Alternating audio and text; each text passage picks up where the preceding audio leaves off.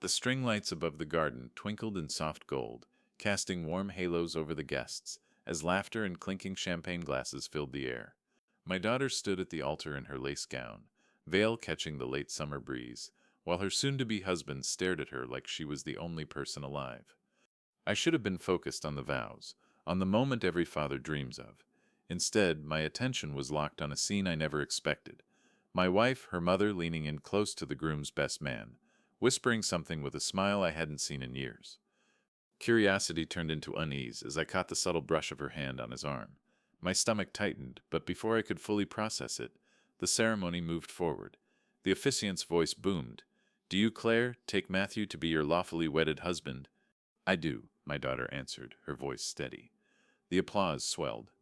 Then came the moment that would burn itself into my memory forever. As the guests began to rise for the recessional, I stepped forward to help my daughter with the trailing hem of her gown. She bent toward me for a quick hug, and in that brief embrace I heard her whisper, low enough that only I could hear, "Dad, I know about Mom and Daniel." The air in my lungs froze. My heart pounded so loudly I thought she'd hear it. The music swelled around us, joyous, triumphant. But I could barely move. My daughter's eyes flickered toward the best man, Daniel, and in that instant, the pieces I didn't know existed began to connect in ways I didn't want them to. We walked together down the aisle, our steps perfectly in sync for the guests and the cameras, but inside my world tilted off its axis. I caught glimpses of my wife laughing at the reception line, leaning a little too close to Daniel again, her hand lingering on his shoulder as though they shared some unspoken secret. My daughter's whisper echoed in my head, colliding with 1,000 little moments from the past year. Missed dinners, unexplained absences, the sudden insistence on separate vacations to recharge individually. I smiled for the photos, shook hands with relatives, and accepted congratulations as though I hadn't just been handed a truth sharp enough to cut bone. The truth that, on the happiest day of my daughter's life, my own marriage might already be over. But what I didn't know yet, what none of us knew, was that this whisper was only the first crack in a dam about to burst. 3 weeks before the wedding, I had been sitting at the kitchen table, surrounded by invitation envelopes and seating charts, when my wife Lauren breezed in with that purposeful stride she used when she didn't want to answer questions. "Daniel will be staying with us for a few days before the wedding," she said casually, opening the fridge. "Daniel?" I asked, glancing up from the guest list. "The best man?" She nodded, her back still to me. "It'll make things easier for rehearsals. Hotels are full, and it's just a few nights." At the time, I didn't think much of it. Daniel had been Matthew's college roommate, and I'd only met him twice, both times at crowded gatherings where conversation barely moved past pleasantries. Still, I remember noticing that Lauren seemed to light up around him in a way I hadn't seen in a while. I chalked it up to the excitement of the wedding. Lauren and I had been married 26 years, and while the spark had dimmed, I believed we were solid. We'd raised a daughter we adored, built a comfortable home, and weathered the rough patches that came with any long marriage. Or so I thought. The week Daniel arrived, I worked late every night, wrapping up projects so I could take time off for the wedding festivities. I'd come home to find Lauren and Daniel in the kitchen, heads bent together over a laptop or sharing a glass of wine on the back porch. "Just going over rehearsal details," she'd explain, always smiling a little too quickly. I ignored the twinge in my gut. I wanted to believe my wife's explanations. Suspicion felt like a betrayal in itself. Then came the rehearsal dinner. I watched Lauren place her hand on Daniel's arm when she laughed, leaning in so close her hair brushed his shoulder. It wasn't the gesture itself, it was the familiarity in it, the ease, like this wasn't new. But I told myself I was imagining things. The wedding was days away, stress was high, and my mind was probably inventing problems that didn't exist. The morning of the wedding, the house was a flurry of curling irons, makeup brushes, and last-minute deliveries. I slipped into my suit in the quiet of our bedroom, trying to center myself. Lauren came in, already in her mother-of-the-bride dress, a deep emerald that brought out the green in her eyes. She looked beautiful, familiar, safe. "Big day," I said, adjusting my tie in the mirror. She smiled faintly. "Yes, big day." But her gaze drifted toward her phone, which buzzed on the dresser. She picked it up before I could see the screen, and left the room without another word. That afternoon, as guests began to fill the garden, I tried to lose myself in the joy of the occasion. I shook hands, made small talk, and even allowed myself to feel proud of my daughter, proud of the life Lauren and I had built that had led us here. But Lauren kept gravitating toward Daniel. Every time I turned, she was near him. Once I saw him touch her elbow lightly as they walked toward the catering tent, and she didn't pull away. And then, during the ceremony, came my daughter's whisper. I know about Mom and Daniel. It landed like a stone in the center of my chest, sending ripples of confusion, anger, and disbelief through me. How long had my daughter been carrying this knowledge? How much did she know? At the reception, I moved through the crowd like a man underwater. The laughter, the music, the clinking glasses, it all felt muted, distant. My daughter smiled for photos, but when our eyes met, there was a shadow there, a silent acknowledgement of the storm brewing behind the scenes. Lauren, meanwhile, seemed radiant. Not in the way a mother beams at her daughter's wedding, but in the way a woman glows when she's being seen, desired. And Daniel saw her. Every glance between them was a spark in dry grass. I sat at our table, hands folded, watching the two of them like I was watching strangers. All the memories of our marriage, late-night talks, family vacations, even the arguments, suddenly felt like they belonged to someone else, someone who had no idea this moment was coming. The whisper had cracked something deep inside me, and as the evening wore on, I began to realize that I didn't just want answers. I wanted the truth, every last piece of it, no matter how much it hurt. It happened halfway through the reception, just after the cake had been cut. The band was easing into a slow song, and couples drifted toward the dance floor. I was nursing a glass of bourbon at our table when I saw Lauren slip away from the crowd. She didn't look around, didn't even hesitate. She just moved toward the side gate that led to the service path behind the catering tent. A few seconds later, Daniel followed. My pulse kicked up. I told myself they could be discussing some wedding detail, maybe a timing issue with the speeches, but deep down I knew I had to see for myself. I set my drink down and moved quickly, weaving through groups of laughing guests until I reached the edge of the tent. From there, I could see the narrow gravel path, lit by the soft glow of a single string of utility bulbs. Lauren and Daniel stood about 20 feet away, their voices low but urgent. "Can't keep doing this," Lauren said, her arms crossed, not in anger, but in the way someone might hug themselves when they're too exposed. Daniel stepped closer. "You think I can just stop, after the way you looked at me this morning?" She gave a breathy laugh, the same one I'd heard 100 times in the early years of our marriage, when I'd said something that made her blush. My hands curled into fists. Daniel touched her face, his thumb grazing her cheekbone. She didn't pull away. "We'll figure it out," he murmured. "After tonight." "After tonight?" she echoed. He nodded. "Once things settle, you know what I mean." She smiled then, a slow, dangerous curve of her lips. "You're crazy. I'm crazy about you." Before I could process the words, he kissed her. Not a polite, spur-of-the-moment kiss, but one full of familiarity, practice, history. The sound of laughter from the tent suddenly felt obscene. I stepped back, my shoe crunching on the gravel. The noise made them break apart instantly. Lauren's eyes found mine in the dim light, and for a split second, the world went silent. She didn't gasp or stumble or look ashamed. Instead, she straightened her posture, like she'd been caught leaving a meeting early, instead of kissing another man. Daniel looked from her to me, his jaw tightening, but he didn't say a word. I turned and walked away before either of them could speak. My legs carried me back toward the tent, but my mind was somewhere else entirely, flashing through every moment from the past few months. The way Lauren had insisted on separate vacations, the late-night texts she'd claimed were wedding logistics, the sudden spark in her eyes I'd thought was about our daughter's happiness. It had all been about him. Back at the table, the music swelled, and guests swayed under the fairy lights. My daughter was laughing with her new husband, unaware of what had just unfolded. I sat down, my chair scraping the wooden floor, and forced myself to breathe evenly. The breaking point wasn't the kiss. It was the look on Lauren's face when she realized I'd seen it. Not guilt, not panic. It was the look of someone who knew the game had changed and was already planning her next move. The rest of the night passed in a blur. Though I couldn't tell you who caught the bouquet, or what songs the band played. I was there in body, but my mind was split in two, half of me wanting to drag Lauren into a quiet corner and demand every sordid detail, the other half forcing me to smile for the cameras and toast my daughter's future. Every time I caught sight of Lauren, she was surrounded by people, family members, old friends, guests, eager to compliment her on how beautiful the ceremony had been. She laughed, hugged, and posed for photos like nothing had happened behind that tent. And Daniel was a master of blending in, cracking jokes at his table, clinking glasses and toasts, wearing his best man charm like a tailored suit. I kept replaying that kiss in my head, looking for some angle, some sliver of doubt I could cling to. Maybe I'd misread it. Maybe it was just the rush of the day, emotions running high. But no, there had been nothing platonic in the way they held each other. That wasn't an accident. That was a habit. By the time the reception wound down, my head throbbed from more than just the bourbon. I helped my daughter and her new husband into the car that would take them to the airport, hugging her tighter than I probably should have. She gave me a puzzled look, but didn't press. When I turned, Lauren was waiting a few steps away, her smile perfectly pleasant for the benefit of the lingering guests.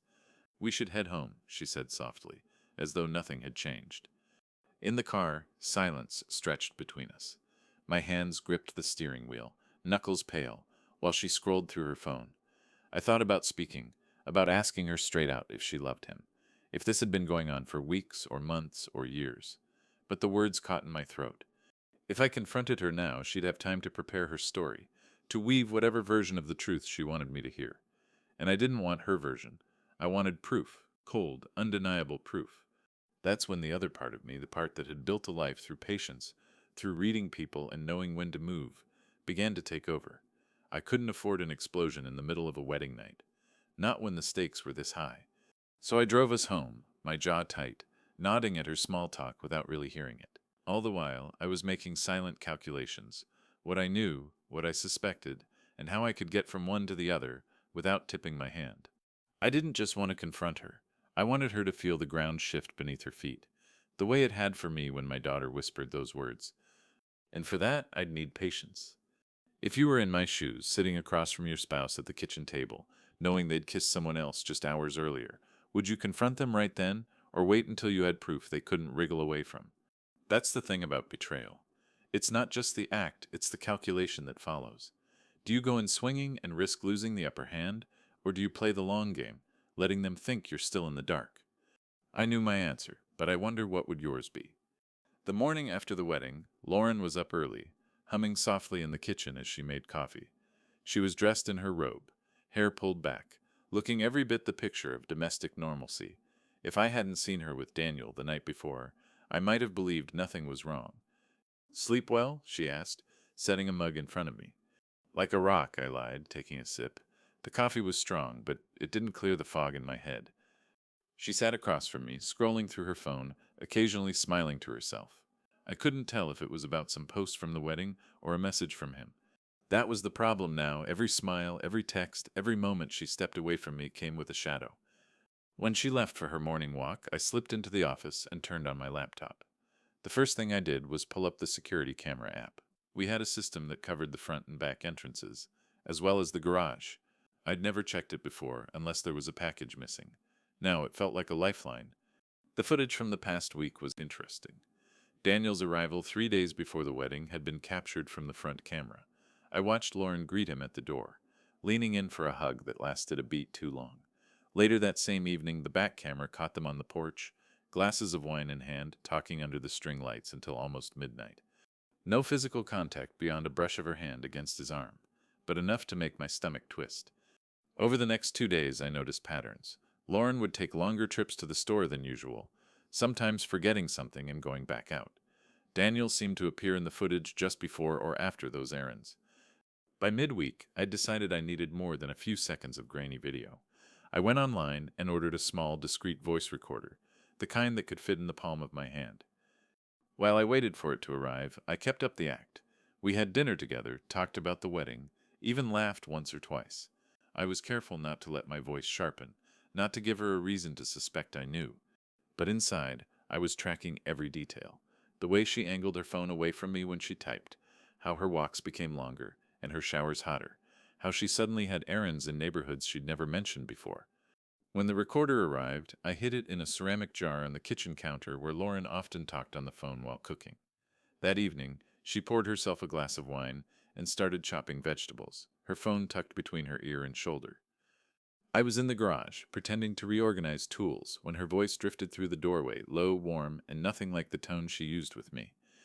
"I know. Last night was, God, I wish we could have stayed longer." A pause, a soft laugh. "Yes, I'll figure something out. Just be patient." She hung up a few minutes later, and by the time I walked in, she was smiling at me like nothing had happened. I ate the pasta she made, nodded in the right places as she recapped a neighbor's gossip, and all the while, my mind was on that little recorder sitting a few feet away, holding proof that my gut had been right. It wasn't enough to confront her yet, but it was a start, and I wasn't going to stop until I knew everything. 2 days later, Lauren announced she was going to help a friend pick out furniture. She didn't say which friend, and I didn't ask. Instead, I nodded, kissed her cheek lightly, and watched her drive away. The moment her car disappeared at the end of the street, I grabbed my keys and followed in my truck, keeping a careful distance. Years of early morning fishing trips had taught me how to trail quietly, blending into traffic without drawing attention. She headed downtown, taking a route that had nothing to do with any furniture store I knew. 20 minutes later, she pulled into the parking lot of a boutique hotel, one of those high-end places where the rooms cost more per night than our monthly electric bill. I parked 2 streets over and walked back on foot, staying behind parked cars. From the corner of the lot, I saw her meet Daniel near the side entrance. He was dressed casually, dark jeans, a button-down shirt, and he carried no luggage. They didn't hug right away, but the way they smiled at each other, leaning in slightly, made my jaw tighten. They disappeared inside. I didn't need to follow them to know what was happening, but I also wasn't ready to storm in and blow everything up. My plan was still forming, and I needed more. The recorder in the kitchen had already given me fragments, but I wanted the full picture. Dates, times, details they couldn't deny. So I waited. 2 hours later, they came back out, laughing about something Daniel had said. She touched his arm as they walked to their cars, and he leaned down, saying something that made her bite her lip. They parted with a quick kiss, and she drove off in the opposite direction from home, probably to create an alibi. That night, I checked the recorder again. More pieces fell into place, short calls about next time, about being careful, and one mention that chilled me. Once he's gone for that business trip, we'll have a few days to ourselves. Gone. Business trip. That was me. In 2 weeks, I was supposed to travel to a conference 3 states away. She was already planning to use it. I didn't confront her. Not yet. Instead, I began to prepare. The first step was securing my finances.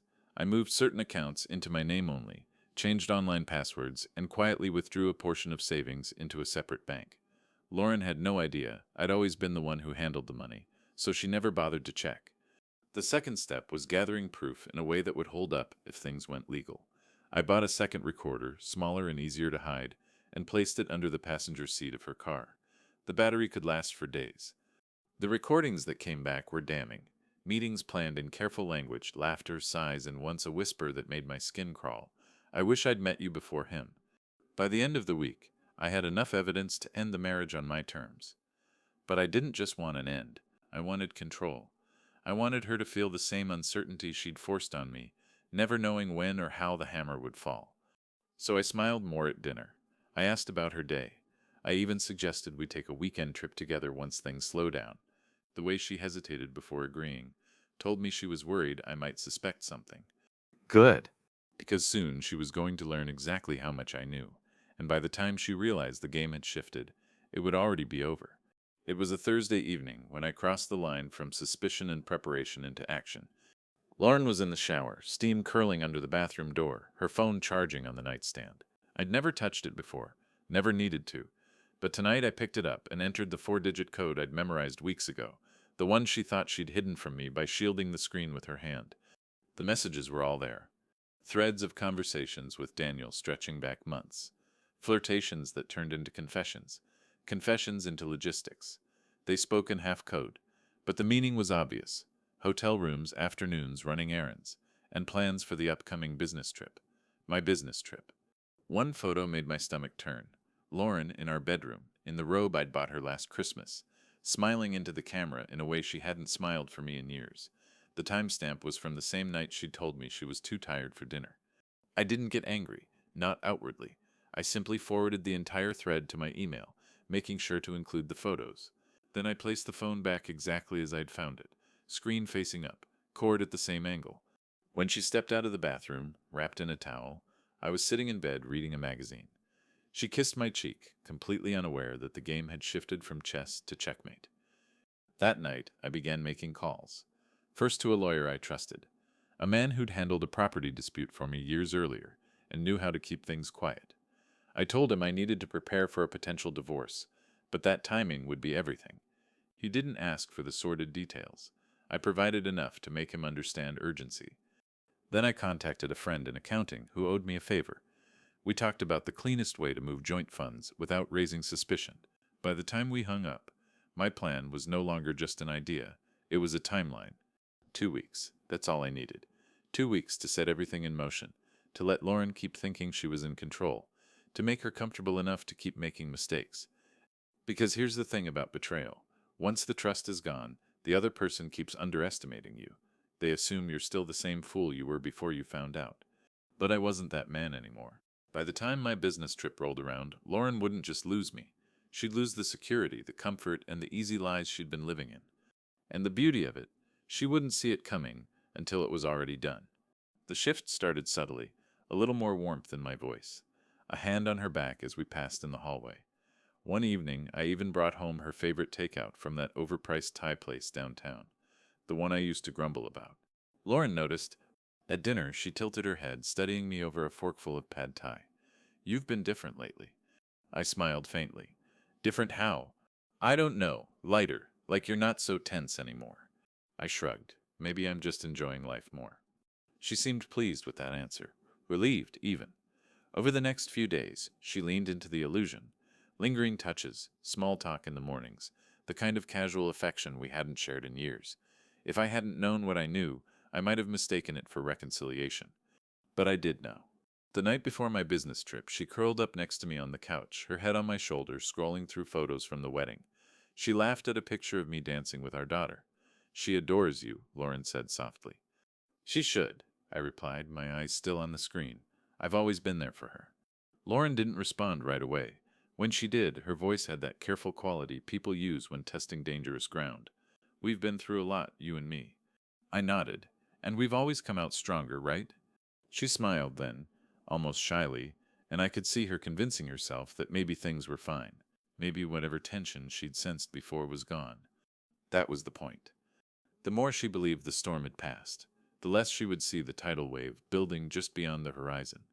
On the morning of my trip, she kissed me goodbye at the door, lingering a second longer than usual. "Travel safe," she said. "You too," I replied without thinking. Her brow furrowed for half a second, just long enough for me to catch it before she smoothed it away with a smile. I drove away, but instead of heading to the airport, I parked 2 blocks down and waited. Sure enough, less than an hour later, her car pulled out of the driveway. I followed from a safe distance. Destination: the same boutique hotel, the same side entrance, and this time she wasn't even careful about checking her surroundings. I didn't confront her. Not yet, because her false hope was my strongest weapon. When I did finally show my hand, I wanted her to look back at this moment, this morning, this goodbye, and realize she'd been walking straight into it. I thought I knew the whole picture. I thought it was just an affair, messy, humiliating, and painful, but straightforward. I was wrong. 2 days into my business trip, my lawyer called. "You said you wanted me to dig into any joint holdings Lauren might be concealing," he began. "I found something." I leaned back in the hotel armchair, tightening my grip on the phone. "What kind of something?" "A business account, one you're not listed on, opened about 8 months ago. Regular deposits, large sums, some transfers to what looks like a private investment portfolio. And get this, the deposits match withdrawals from your joint savings account, down to the day." It took me a second to process. "You're telling me she's been siphoning money?" "Yes, and if I'm reading this right, she's been moving it in a way that suggests she's preparing for a financial separation, possibly divorce." The words hit harder than the kiss I'd seen behind the catering tent, because suddenly I realized this wasn't just infidelity, it was strategy. Lauren wasn't planning to leave me for Daniel in some romantic haze. She was preparing to leave me with nothing. My mind flashed back to the conversations I'd overheard on the recorder. The careful language, the vague after-tonight promises. Daniel wasn't just a fling. He was part of the plan. Maybe not financially, maybe he didn't even know, but he was a distraction while she built her escape route. And if my lawyer hadn't found this now, I might have walked straight into it. "Freeze whatever you can," I told him, "and send me copies of everything." That night, I sat in the dim hotel room, staring at the city lights through the window, and rewrote my plan. No longer was this about catching her in an affair and ending the marriage on my terms. Now, it was about survival, about making sure that when she tried to cut me loose, she'd be the one left scrambling. I started compiling a second set of files, financial statements, property deeds, every shred of documentation that proved what was mine before the marriage and what had been earned jointly. I called my accountant friend again, this time with more urgency. By the time I went to bed, my anger had sharpened into something colder, cleaner. The betrayal wasn't just personal, it was calculated. And that meant my response had to be too. Lauren thought she was playing a long game. She had no idea she was already in check. Imagine discovering that the person you've shared decades with wasn't just betraying you in love, but also quietly dismantling your financial security piece by piece while smiling across the dinner table. Would you confront them immediately, risking that they cover their tracks before you can stop them? Or would you stay silent, building your case in the shadows until you can strike when they least expect it? I already knew my choice. But if you were in my position, heart shattered, trust obliterated, and your future hanging by a thread, how long could you keep playing along? 2 weeks later, I was back from my trip. Lauren greeted me at the door with a bright smile and a kiss on the cheek, like we were the picture of a happy marriage. I played my part flawlessly. The opportunity for the confrontation came faster than I expected. Our daughter had invited us to a Sunday brunch to thank everyone who'd helped with the wedding. Friends, extended family, and a handful of Matthew's relatives were there. Lauren dressed carefully that morning, a cream blouse, gold earrings, hair in soft waves. She looked every bit the gracious hostess's mother. Daniel, of course, was there too, laughing with Matthew near the buffet. I kept my distance at first, greeting guests, chatting about the wedding, letting the tension simmer just beneath the surface. But every time I caught sight of Lauren and Daniel exchanging glances, I felt that cold, controlled anger tighten in my chest. When the moment came, it was almost too perfect. Someone suggested a toast to the newlyweds, and all eyes turned toward me, the father of the bride. I stood, glass in hand, and let the silence stretch for a beat longer than was comfortable. I want to thank everyone for being here, I began, my voice steady, for celebrating my daughter and her husband, and for being part of what should be the happiest chapter of their lives. Lauren smiled at me across the room. Daniel's expression was politely attentive. But before we raise our glasses, I continued, I think it's important to talk about the other kind of partnership, the kind that's supposed to last a lifetime. Marriage. There was a soft murmur, a few nods. I took a slow sip of my champagne. Marriage, I said, is built on trust, and when that trust is broken, well, sometimes the truth has a way of making itself known, whether you're ready or not. Lauren's smile froze. Daniel shifted in his seat. I reached into my jacket pocket and pulled out a small flash drive, holding it up between my fingers. This little thing, I said, contains conversations, photos, and financial records. All very enlightening, all very recent. A ripple of confusion moved through the room. Our daughter looked from me to Lauren, sensing the shift. I didn't raise my voice. I didn't need to. Some people think they can live two lives, one for the public, one in the shadows. But eventually the shadows catch up. Lauren's face had gone pale, her knuckles white around her glass. Daniel's jaw was tight, his gaze fixed on the table. I let the silence hang there, the weight of it pressing down on everyone in the room. Then I set the flash drive on the table in front of me. I'll leave it at that for now. And with that, I raised my glass. To partnerships that are built on honesty. May we all be wise enough to know the difference? I drank. The room still hushed, the air electric with unspoken questions. This was only the beginning. The toast had barely ended when the room erupted, not in applause, but in whispers. Heads turned toward Lauren, then toward Daniel. Our daughter's eyes darted between us, confusion hardening into alarm. Lauren stood abruptly, her chair scraping the floor. What exactly are you trying to say? Her voice was controlled, but the sharp edge was unmistakable. I set my glass down and met her gaze. You know exactly what I'm saying. Daniel shifted uncomfortably, but stayed seated, glancing at the nearest exit. Mom? Our daughter asked, her voice trembling. Dad, what's going on? Lauren tried to laugh, but it came out thin and brittle. Your father's making some wild accusations. I don't know what's gotten into him. I didn't raise my voice. No accusations, just facts. I tapped the flash drive still on the table. Every word, every transfer, every photo is right here, and I'm happy to let anyone who's curious take a look. A murmur rippled through the guests. Someone near the buffet actually stepped back, as if to get out of the line of fire. Lauren's eyes flickered toward Daniel, just for a fraction of a second. But it was enough, the kind of glance that says more than any denial could. Our daughter caught it too, her face drained of color. Oh my God. Sweetheart, it's not what you think, Lauren began, but our daughter cut her off, her voice shaking with fury. How could you, on my wedding day? Daniel finally stood, muttering something about leaving, but I stepped slightly to the side, blocking his path just enough to make him pause. Running off already? Don't you want to hear how it ends?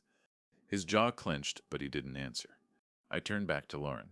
You had your plan. You had your timing. But the thing about betrayal is that it has a way of bleeding into everything, until it finally spills out in the open. Lauren's composure cracked then, her voice rising. You've been spying on me. Spying? I repeated, almost laughing. Call it whatever you like. I call it not letting my life get stolen out from under me. Gasps. A few guests excused themselves quietly. Our daughter stayed frozen, tears brimming in her eyes, staring at her mother like she'd never seen her before. I picked up the flash drive, slipped it back into my pocket, and straightened my jacket. Enjoy the rest of the brunch, everyone. I think we're done here. Without waiting for a response, I walked out into the crisp afternoon air, the sound of murmurs and broken conversations following me to the street. I didn't look back. I didn't need to. The damage was done, and for once I was the one holding all the pieces. The next morning, Lauren tried to call me, 4 times. I let each one go to voicemail. She left messages that swung wildly between fury and pleading, demanding to know where I was, insisting we could fix this, and then accusing me of humiliating her for no reason. I didn't respond. Instead, I walked into my lawyer's office at 9 sharp with a folder thick enough to break a desk leg. Inside were the printouts of her messages with Daniel, the financial records showing her hidden account, and the audio recordings from my little ceramic jar. My lawyer flipped through the documents slowly, nodding. This is airtight, he said. You'll keep the house, the joint assets, and we can push for spousal misconduct to reduce her claim on your retirement. Exactly what I wanted to hear. That afternoon, the bank froze the accounts I'd flagged, leaving Lauren with only the funds she'd managed to hide. Nothing compared to what she'd been aiming for. I also contacted the boutique hotel's management with a quiet request for security footage, which they provided without hesitation after seeing my attorney's letter. The video left no room for denial. When Lauren finally reached me by text, her tone had shifted to panic. Lauren, we need to talk, please. My lawyer will be in touch. No more, no less. Over the next week, I moved my belongings into a small but well-appointed apartment overlooking the river. It wasn't the house we'd built together, but it was mine, free of ghosts and hidden lies.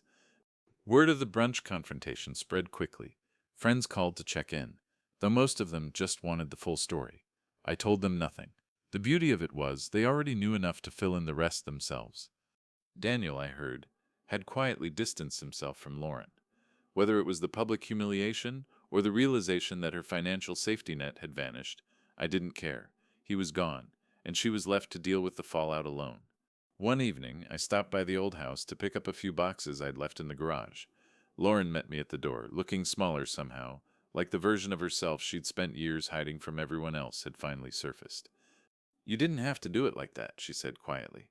I looked her in the eye. Neither did you. No yelling, no speeches, just the truth, plain and sharp. I left without another word, boxes in hand, and didn't look back. By the time the divorce papers were finalized, I had everything I needed: financial stability, peace of mind, and the satisfaction of knowing she'd never seen it coming. Lauren had played a long game. I'd simply played it better. The weeks after the divorce were quieter than I expected. No more tense dinners. No more pretending not to notice when her phone lit up with a message she didn't want me to see. The silence was clean. I kept the house for a while, not because I wanted to live in it, but because it was mine. Selling it on my terms felt like a final act of control. When it finally went, I took the proceeds and invested in something I'd always dreamed about: a small waterfront property, far enough from the city to hear the water lapping at night, but close enough to drive in for a meeting. It became my refuge. I started waking up early again, brewing coffee before sunrise, watching the fog roll over the river. The first mornings felt strange, almost too still, as if I'd stepped into someone else's life. But slowly I began to fill the space with new routines. Weekend fishing trips, volunteering at a local community kitchen, even dusting off my old guitar. The more distance I had from Lauren, the more I saw the subtle erosion that had happened over the years, the compromises that chipped away at who I was, the small, almost imperceptible ways I'd stopped being myself to keep the peace. Now, I wasn't interested in peace at any cost. One afternoon, my daughter came to visit. She stood on the deck, staring out at the water, her hands wrapped around a mug of tea. "I still can't believe she did that," she said quietly. I shrugged. "Believe it. People show you who they are when they think you're not watching." She looked at me, eyes full of something between sadness and pride. "I'm glad you didn't let her take you down with her." I smiled. Me too. It wasn't just about surviving the betrayal. It was about coming out of it sharper, clearer. I'd learned to trust my instincts again, to protect what mattered before it was threatened, and most of all, to never confuse love with blind faith. Lauren, as far as I knew, had sold her car and moved into a smaller apartment. The business account she'd been feeding was drained within months. Whether Daniel stuck around or not, I didn't care. She was no longer my problem. Occasionally, I'd get an email from someone who'd been at the brunch that day, still marveling at how calm I'd been. "You didn't even raise your voice," one wrote. That was the point.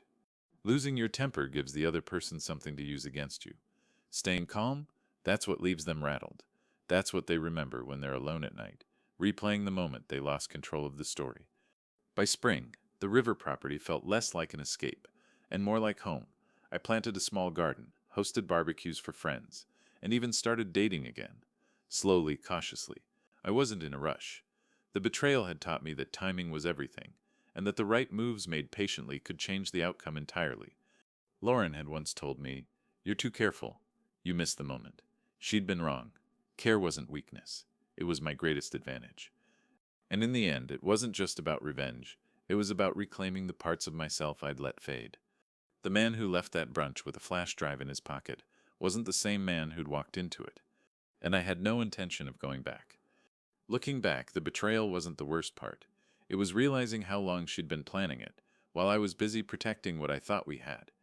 In the end, I didn't just survive it. I turned it into the kind of ending that left her with nothing but the echo of her own choices. People ask me if I regret not confronting her sooner. My answer is always the same. You don't win by striking first. You win by striking last. Now I wonder, if you were in my place, watching someone you love dismantle your life piece by piece, would you have the patience to let them think they were winning until the very end?